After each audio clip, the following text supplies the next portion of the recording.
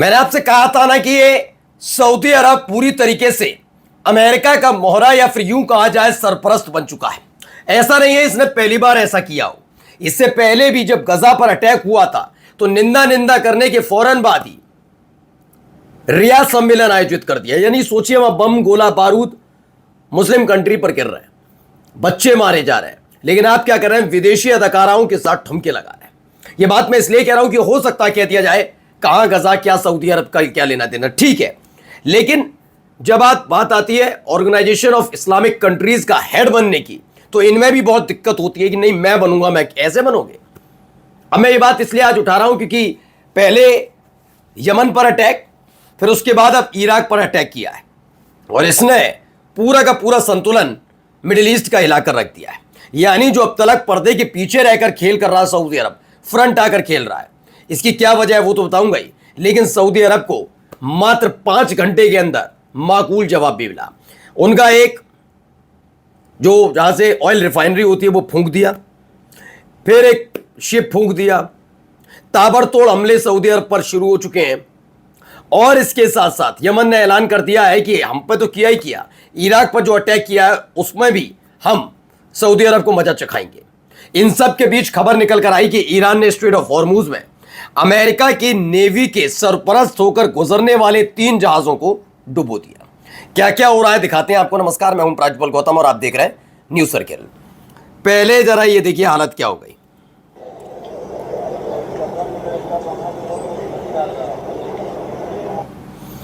Saudi Aramco shuts down its 4 lakh barrel per day Jazan refinery following Ansar Allah strike.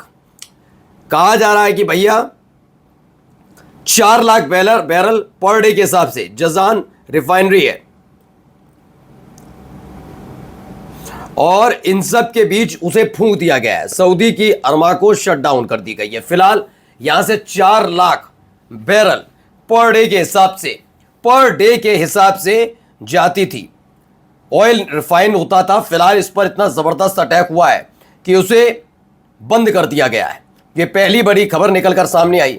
आइए दूसरा दिखाते हैं कि एक और जगह बड़ा अटैक हुआ। ये देखिए, ये यहां पर अटैक की खबर है, ये हमले की खबर, जहां पर बड़ा जबरदस्त अटैक।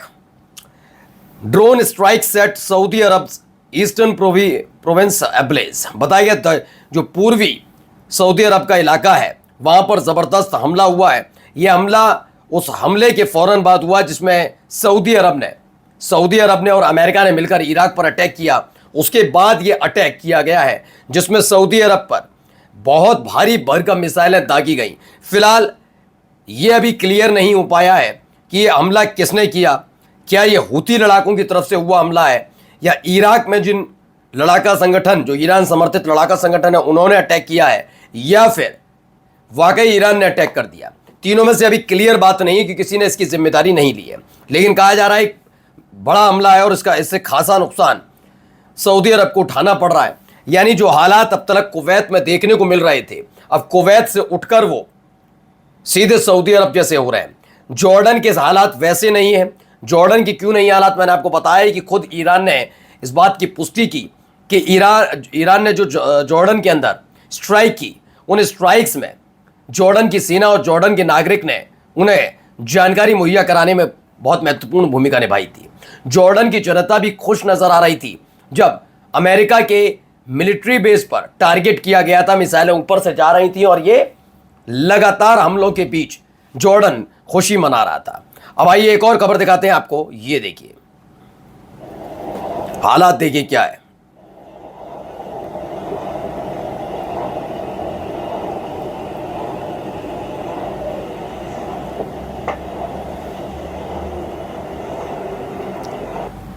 एक और शिप, क्योंकि ये तबका है जब सऊदी अरब ने अटैक किया था सना पर, और सना पर अटैक करने के बाद यमन की तरफ से, हूती लड़ाकों की तरफ से सऊदी अरब पर अटैक हुआ था। खबर आई थी कि उसने बाबल मंदब बंद कर दिया है। रेड सी में खास तौर पर सऊदी अरब के जहाज जो हैं वो तैर नहीं पा रहे हैं क्योंकि पूरी तरह से पाबंदी है, वरना उन पर हमले हो रहे हैं। उनमें से एक जहाज को टारगेट किया था। यह 23 तारीख की खबर है। यमन के हूती लड़ाकों ने सऊदी ऑयल और केमिकल टैंकर को उड़ा दिया और ब्लॉकेड लगातार कंटिन्यू जारी है। दावा किया गया इसमें बैलिस्टिक मिसाइल का इस्तेमाल किया गया। इस हमले में tanker force to retreat and return. इस हमले के बाद दबाव डाला गया कि ये जो पूरा का पूरा टैंकर है वो वापस लौटे, और वो वापस लौटा। इस हमले के फौरन बाद कुछ ऐसे हालात बनते नजर आए, यानी कि हमला लगातार सऊदी अरब पर अब जारी है। खास बात यह है कि अब तक ये हमला यमन वर्सेस सऊदी अरब चल रहा था, जहां पर गुपचुप लड़ाइयां होती हैं। मैं आपको बता चुका हूं कि यमन और सऊदी अरब दोनों की सीमाएं लगती हैं, और इससे पहले भी देखने को मिला सऊदी अरब वर्सेस यमन वाले मामले में। और अब वैसे ही हालात फिर से बनते नजर आ रहे हैं कि पहले जो अप्रत्यक्ष चलती थी, लेकिन लड़ाका संगठन आपस में भिड़ते थे, जिसमें से एक लड़ाका संगठन को सपोर्ट सऊदी अरब करता है, लेकिन अब खुल्लम खुल्ला लड़ाई छिड़ गई है। क्या कुछ बयान निकल कर आया इराक में जिस तरह से अटैक किया सऊदी अरब ने, वो भी सुनिए।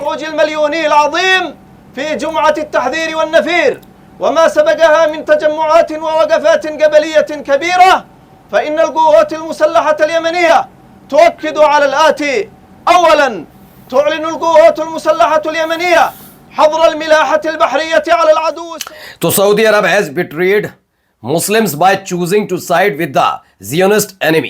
We promise that the era of prosperity for Saudi Arabia will now come to an end. यानी आने वाले दिनों में एक बड़ा हमला कर सकता है हूती लड़ाके और जबरदस्त तरीके से, क्योंकि लगातार ये हमला बढ़ता जा रहा है। इराक को लेकर ये दावा किया गया था यमन के हूती लड़ाकों की तरफ से, और इन सब के बीच एक और बड़ी खबर निकल कर आई।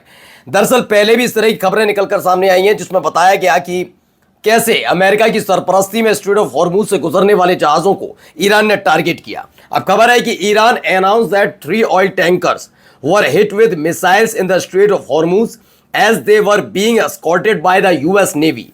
दावा है कि ईरान ने ऐलान किया है कि उसने 3 ऑयल टैंकर को टारगेट किया जो अमेरिकन नेवी के संरक्षण में स्ट्रेट ऑफ हॉर्मुज से गुजरने की कोशिश कर रहे थे।